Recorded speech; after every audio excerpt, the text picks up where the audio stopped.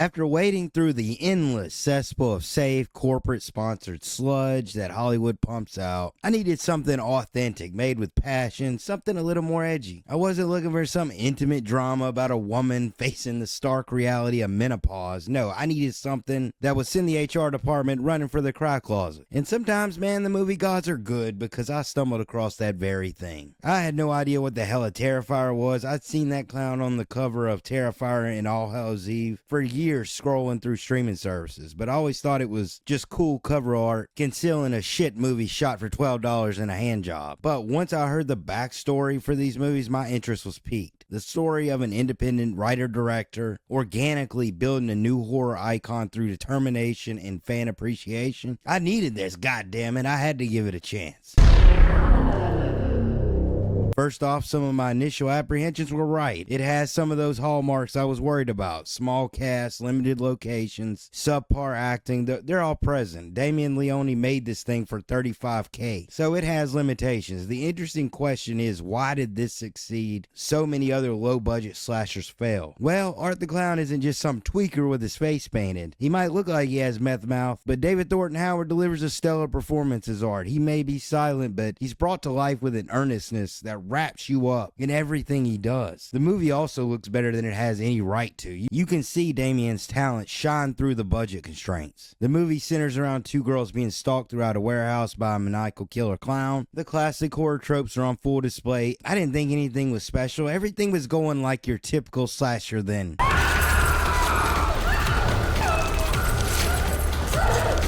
Holy God, what are you showing me? Let me tell you, when I say I thought I was ready. Whoo, man, you gotta warn somebody before you split a hoe like that. Damn, man, that shit'll sober you up quick. This movie, yeah, it's one mean bastard. I respect it. The special effects are far and above anything you'd expect from a movie on this scale. I do have issues, though. I mean, the limitations exacerbate its shortcomings. The thin, meandering plot, amateur acting, forgettable protagonists. The movie succeeds in the areas it needs to, with a great titular character, and the kills are brutal, creative, and most of all, memorable. It's treated as a straightforward story left open-ended in case of the film's success. It almost feels like a different movie from the rest of the series. It's a mixed bag that lays the groundwork for something far more interesting. Damien crowdfunded the sequel. The goal was $100K, and it ended up pulling in $250. Another thing I respect about Damien is his desire to reward fans for their support. And wow, he doesn't take the fans for granted. I know, crazy concept, respecting your audience. A rarity in modern Hollywood. He not only delivers, but he goes all out. He puts every last damn penny of the budget to good use and delivers a 2-hour and 20-minute epic. Sir. The movie opens right where the first one left off, Art lying in the morgue after offing himself. His eyes open, the lights go apeshit, confirming the supernatural being brought into the story. After killing the coroner, we find out that even possessed serial killers have to do laundry. And look, he's not alone. He meets a little pale girl. And it turns out he's the only one that can see her. She might be an evil spirit, but that doesn't mean she's housebroken. Shit, man. What the hell are these two gonna get up to? It turns out they ended up opening a soup kitchen for the homeless. Of course not. They go into a violent killing spree and all hell breaks loose. A huge improvement this film makes is it introduces a true final girl. Sienna Shaw, played by the brilliant Lauren Lavera. Damn, man, it's rare to see a badass female character that doesn't come off like a walking message board. These days, anyway. Rare, I mean, that might be an understatement. They're non-existent. Hollywood has forgotten how to write memorable heroines. Sienna Shaw not only kicks ass, but she looks good doing it. That's the winning formula. There's a mystery surrounding her character, too. Her late father knew about Art years before his arrival. He has drawings of Sienna decked out in Valkyrie armor, wielding a sword facing Art the Clown. Yeah, holy shit. That's right. Damien the Mad Lad brought fantasy lore into a slasher film. Man, we got it all. The Chosen One prophecy, visions, magic swords, evil spirits, thank you movie gods. Inject this right in my veins. I can't get enough of this shit. The movie really gets going when we come to the Clown Cafe scene. This was the very moment I became a super fan of the series. My favorite scene of the film. It all happens as Sienna sleeps. The dream gives her a vision into another dimension. She finds herself at the clown cafe, which feels like the set of a 50s TV show. The surreal campiness serves as a thin veil to something far more sinister. The scene devolves minute by minute into a damn nightmare. Catchy song though. Art, of course, has a trick up his sleeve, a very big trick. He introduces the crowd to his little friend. He pulls a damn Tommy gun and starts spraying carnage in all directions. The practical effects are even better this time around. And then the moment comes when he comes face to face with Sienna, but she has some tricks of her own. That is what I'm talking about. This is where we got to come to a public service announcement. This is where we come to that scene. And when you look up the phrase that scene in the Terrifier dictionary, the definition reads, bedroom. I have seen some shit in my day, but this scene will put hair on your chest. I felt like a new man after witnessing it. The brutality is unlike anything I've seen. It just keeps going too. Art, the crazy bastard's having the time of his life. It's not for the faint-hearted, I'll say that. In Art, throughout this film, he slashes his way through everyone connected to our protagonist. Her mother, friends, anyone. Art and the little pale girl end up kidnapping her brother too in order to draw her into a trap. They lure her into a theme park haunted house attraction. Sienna might be the chosen one, but she has to earn it. She's far from a Mary Sue. Art puts her through hell, but because of it, she finds her strength to fight back. The film further builds upon the mythology after Art stabs Sienna. The moment that sword starts to glow and her stab wound heals, I lost my shit. I couldn't believe how wrapped up I was getting into this low budget slasher. She comes back, decapitates Art, and saves her brother. This installment marks a significant shift in the series approach. While the dramatic kills remain a central feature, character development and world building introduce meaningful stakes and intrigue for the audience. It successfully expands upon the foundational elements established in part 1, creating a more comprehensive mythology while retaining sufficient mystery to maintain engagement. I mean, the film elevates Art to the status of a horror icon. In the post-credit scene, we catch up with Vicky in the insane asylum. She's the survivor from part 1, and she has some things going on. She gives birth to Art's head. Yeah, if I didn't just watch this film, that might sound a little odd, but after the shit I just went through, sounds about right.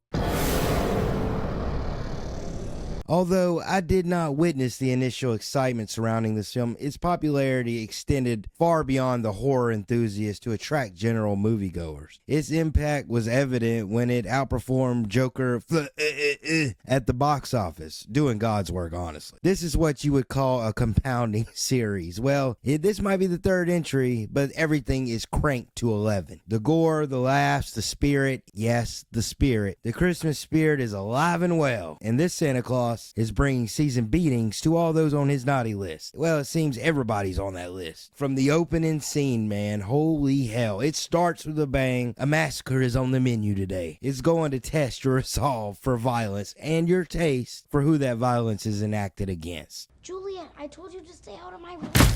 Fuck, man, damn. Yeah, they're going there. If there's a line to cross, it's been crossed. Now, the story in this one focuses around everyone trying to put their life back together. Even Art, he's searching for himself. Luckily, Vicky is called up to the main cast. She helps him bring him together with himself. Then they go into hibernation for our first real time jump of the series. 5 years later, Sienna is released from an institution to go live with her aunt and uncle, while her brother Jonathan attends college. Both siblings are facing challenges as they try to move forward with their lives, dealing with their past trauma. This character development is the most compelling in the series thus far. Lauren Lavera delivers an exceptional performance as she navigates feelings of guilt over the deceased. She experiences vivid hallucinations of her friend and attempts to reconcile her involvement in the events of Terrifier 2. The two main plot lines, the Sienna family drama and the wild antics of Art and Vicky. Art's humorous side is highlighted with dark comedy becoming a regular feature. He is amusingly unbalanced and the killings are increasingly inventive. The question of the most brutal kill in this movie comes with a multiple choice this time. You get 4 of these bad boys and of course you see every gruesome detail. The sickest kill is definitely when Art performs plastic surgery on an unsuspecting couple with a chainsaw. Though my favorite kill is Santa Claus. Art marks out when he sees a mall Santa at a bar. Can I join the Mile High Club? Oh my God.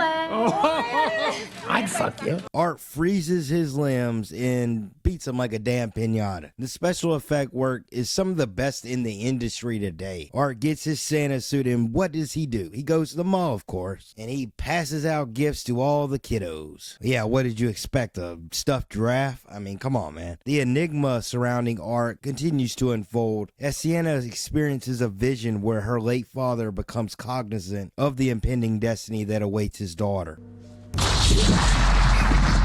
It is revealed that this anticipated confrontation is more significant than initially perceived. If a demon enters this world in the flesh, a counterpart must be appointed to stop it from becoming too powerful. There are far bigger forces at work, embodying the classic dichotomy of good versus evil, heaven versus hell. This scene is just incredible. A demon is chained up and is compelled to forge Sienna's armor. They continuously just throw out these little nuggets of information for the future. That moment doesn't last because Sienna wakes up to a bloodbath. God damn, Vicky, man. I just know she stank. I can smell her through the screen. And oh buddy, man, this climax is some sick shit. It will drain you. There's more screaming than karaoke night at Mina's Morgul. Art knocks out Sienna and she wakes up tied to a chair across from her aunt. Yeah. They continuously torment and taunt Sienna in an attempt to break down her resolve. Gabby is alive, but Jonathan's been turned into a damn mantelpiece. Off screen, Art and Vicky's plan unfolds as Vicky attempts to take over Sienna's body, but Sienna